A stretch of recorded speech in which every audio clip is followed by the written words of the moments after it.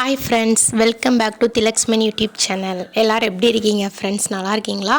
இப்போ என்ன பார்க்க போகிறோன்னா முருகப்பெருமானின் பிறந்த நாள் தான் பார்க்க போகிறோம். முருகப்பெருமான் எப்போ பிறந்தாங்கன்னா வைகாசி மாதம் விசாக நட்சத்திரத்தில் பிறந்திருக்காங்க.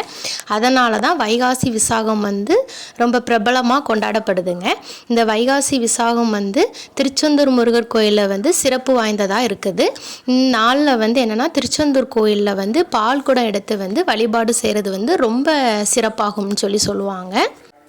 ஏனெனில் திருச்செந்தூர் சுப்பிரமணிய சுவாமி திருக்கோவிலில் ஆண்டுதோறும் வைகாசி விசாக திருநாள் அன்னைக்கு தான் கருவறையில் முருகப்பெருமானை தண்ணீரில் நிற்கும்படி வைத்து இறைவனுக்கு உஷ்ண சாந்தி உற்சவம் எனும் வெப்பம் தணிக்கும் விழா நடத்துவது வழக்கம் நம்ம திருச்செந்தூர் முருகர் கோயிலில். அதனால தான் சொல்லுவாங்க, வைகாசி விசாக திருநாளில் நீர் மோர் தானம் பண்ணனா ரொம்ப சிறப்பு வாய்ந்ததுன்னு சொல்லுவாங்க ஃப்ரெண்ட்ஸ். எல்லாரும் வேண்டுதல் வச்சுக்கிட்டு நீர் மோர் தானம் பண்ணுறது வைகாசி விசாகத்தோட வழக்கம்.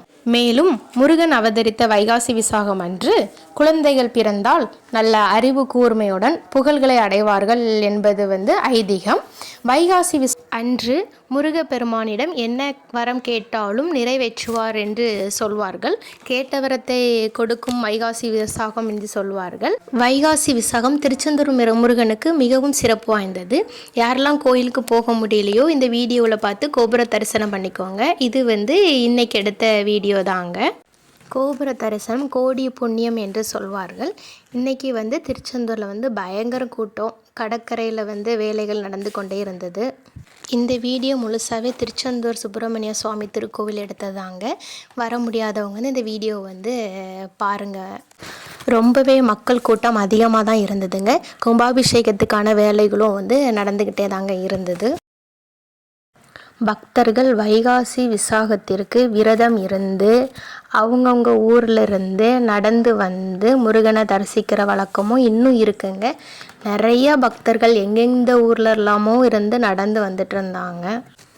அள்ளி கொடுப்பதில் வல்லமை பெற்றவன் எங்கள் ஐயன் முருகன் எழுதியிருந்து அது உண்மைதாங்க, வாஸ்துவம் தான். விசாகம் அன்று வேண்டுதல் முருகன் கண்டிப்பாக நிறைவேற்றி கொடுப்பான் என்று சொல்வார்கள். அது எதுக்குன்னா முருகனுடைய பிறந்த நாள்லாங்க, அதனால் கண்டிப்பாக நிறைவேற்றி தருவார்னு சொல்லுவாங்க.